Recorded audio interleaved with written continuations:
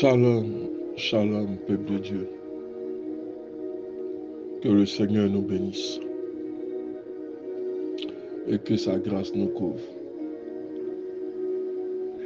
C'est vrai, j'ai reçu des messages comme quoi j'étais un peu absent. Non, je n'étais pas vraiment absent. Parce que j'étais en train de préparer le séminaire qui devait avoir lieu à Nice et à Monaco. Donc c'est ce qui m'a un peu pris du temps. Et j'ai constaté par ailleurs que les enfants de Dieu avaient encore quelques souffrances. Amen. Parce que j'ai reçu pas mal de messages de prières et d'intercession. Même pendant que nous étions dans le culte à Nice, nous avons aussi envoyé en même temps un sujet de prière en plein programme. Vraiment, la bataille est rude, la bataille est féroce. Et le diable ne veut rien lâcher. Et nous aussi, nous n'allons rien lâcher. Nous allons combattre l'ennemi jusque dans ses retranchements. Alléluia. Le thème que je veux voir avec vous, l'obéissance et l'orage. Quand on parle d'obéissance et d'orage, c'est pour voir dans quelle mesure vous êtes capable de rester accroché au Seigneur dans les difficultés. Parce que ce n'est pas parce qu'on est chrétien qu'on ne va pas connaître des épreuves. Mais c'est parce qu'on est chrétien qu'on connaîtra même beaucoup d'épreuves. L'obéissance et l'orage. Lorsque tu te retrouves dans les difficultés, es-tu prêt à marcher pour le Seigneur? Diras-tu, nous devons abandonner le Seigneur? Pourquoi nous laisse-t-il dans l'orage? Ésaïe 30, le verset 15. C'est dans le retour à moi, le repos, que sera votre salut.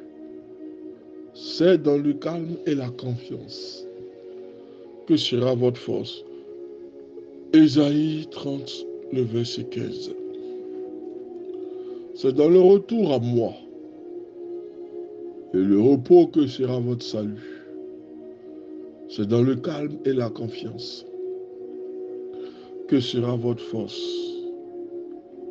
Ésaïe 30, le verset 15. Ce n'est pas la peine de vous agiter. Quand vous êtes dans le tumulte, quand vous êtes dans l'adversité, quand vous êtes dans les problèmes, gardez votre calme et sachez une chose, que le Seigneur est souverain. Il peut être à l'origine même de ce qui t'arrive. Pas forcément le diable, mais Dieu lui-même peut être à l'origine de ce qui t'arrive. Est-ce que vous avez cru faire la volonté de Dieu? Et maintenant, vous vous trouvez au cœur d'une tempête. Nous sommes en train de faire l'œuvre de Dieu. Nous marchons dans la volonté de Dieu. Mais voilà que nous sommes opposés à des difficultés. Sommes-nous alors en train de faire l'œuvre de Dieu? Je me rappelle le roi Ézéchias, qui avait servi Dieu pendant 14 ans sans problème. Mais une épreuve est sortie d'ailleurs. Alors il a commencé à dire au Seigneur, je t'ai servi pendant 14 ans sans problème. Mais comment se fait-il alors que les difficultés et les problèmes arrivent? Dieu peut faire surgir des épreuves, rien que pour voir si tu marches avec lui. C'est pourquoi nous disons, est-ce que nous avons observé ou nous disons que nous faisons la volonté de Dieu et nous nous retrouvons en plein cœur des tempêtes? Les disciples ont vécu 2 fois des situations troublantes de cette sorte avec Jésus. Ils ont marché avec le Seigneur. Ils ont été fidèles avec Dieu. Mais d'où sont sorties les épreuves? Pourquoi y a-t-il d'épreuves? Nous allons voir ça avec les disciples, avec Jésus dans la barque à 2 reprises. Les disciples sont montés dans une barque. Ils sont passés, se sont avancés, ils sont allés devant le Seigneur. Le Seigneur demande aux disciples d'aller de l'autre côté avant lui. Matthieu 6, verset 45. Et que plus tard, ils seraient de leur côté. Au milieu de la mer, la barque a rencontré des difficultés. En particulier, il y a eu un vent contraire. Et pendant que le vent était contraire, et que les disciples se mis à crier en panique, parce qu'ils n'avaient pas le Messie avec eux. Mais pendant que le vent était contraire, Jésus s'est mis à prier. Verset 46. Il s'est mis à prier à des kilomètres de là. Il n'a pas paniqué, mais il s'est mis en prière. Et il a fait confiance à son Dieu. Il savait que son Dieu le délivrerait de cette situation. Donc il n'a pas paniqué. Dans le livre de Marc 6, le verset 46, la Bible nous dit que Jésus s'est mis à prier à des kilomètres de là. Et c'est au moment propice que le Seigneur va opérer le miracle en marchant sur l'eau. Les disciples étaient terrifiés. Les disciples ont commencé à pousser des cris. Mais Jésus les rassura. Autrement dit, Jésus leur dit, soyez confiants et courageux. Le Seigneur ne nous abandonnera jamais.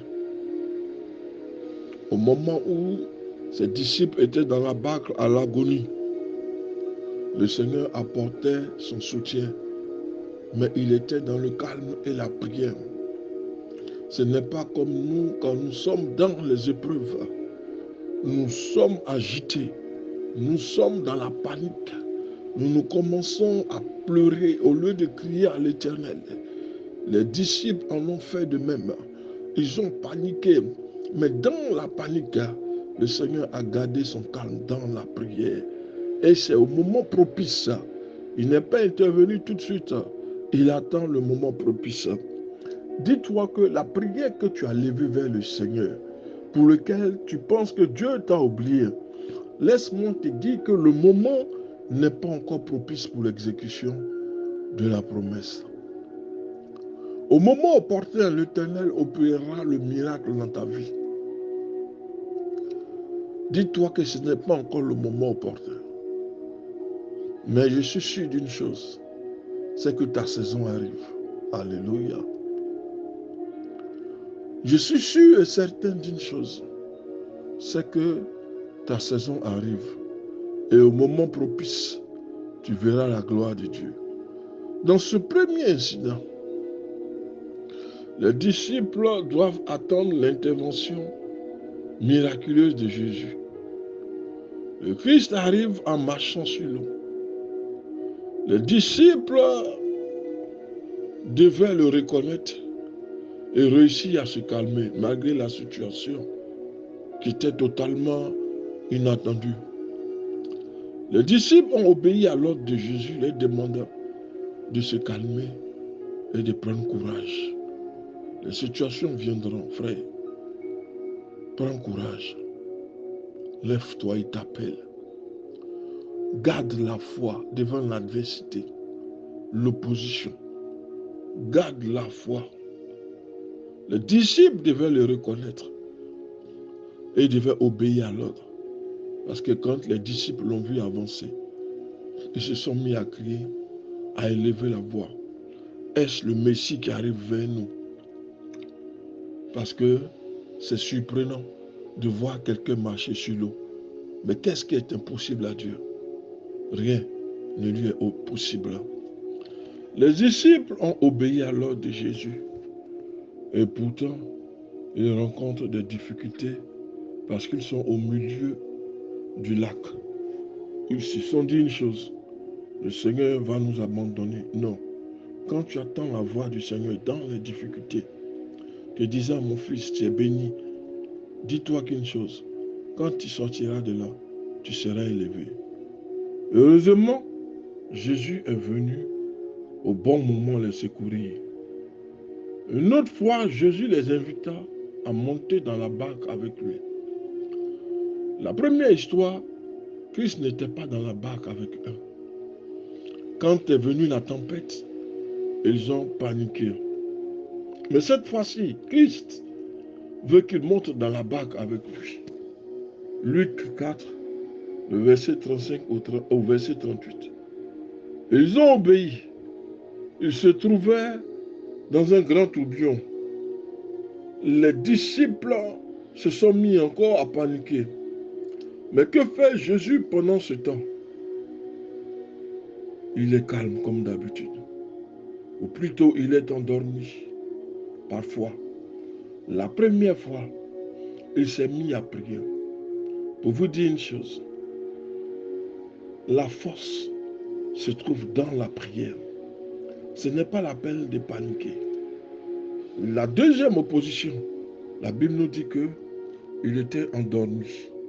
Parce qu'il sait que c'est dans le calme et le repos que se trouve notre salut, que se trouve notre confiance. Il est endormi parfois. Et les disciples se sont mis à paniquer parce que le Seigneur est endormi. Nous sommes là où Dieu parfois nous veut. Et Jésus est avec nous. Mais nous traversons une tempête. Les disciples doivent réveiller le Messie pour que la tempête s'arrête. Nous pouvons écouter des prédications, c'est vrai, des vrais sermons, de vraies prédications, des prédications inspirées de Dieu. Mais si nous n'activons pas la parole de Dieu, frère, si nous n'activons pas la parole de Dieu dans notre vie, la parole va rester dormante. La parole n'aura aucun effet. Parce que ce n'est pas l'activation de la parole, la mise en pratique de la parole, que nous verrons la gloire de Dieu. Christ est endormi, c'est pour te dire des choses. La prière et le calme. L'épée de l'esprit est la parole de Dieu. Ephésiens 6, verset 17. Une épée peut être utilisée de manière défensive pour repousser les attaques de Satan, ou offensive pour contrecarrer les plans de l'ennemi. Nous remarquons que Jésus menace les attaques de Satan. Il menace le vent. Il parle à la mer. Il est offensif avec ce que nous ne voyons pas, comme les puissances invisibles du monde spirituel. Mais dans le monde physique, Jésus parle. Jésus demande le silence. Le Seigneur, le Dieu de notre Père, a déjà acquis la victoire pour nous. Nous ne pouvons que lui faire confiance en ce qui concerne les événements présents et les événements futurs. Parce que Dieu nous a déjà donné la victoire et la victoire sur toutes choses. Le Seigneur menace à la tempête. Il menace toutes choses à cause de toi. La seule chose qu'il demande, c'est que tu gardes le silence devant tes ennemis, devant l'adversité. Deux choses que le Seigneur nous enseigne. Lorsque nous sommes dans les difficultés, les problèmes, la première chose, c'est la prière. La deuxième chose, c'est de garder le silence.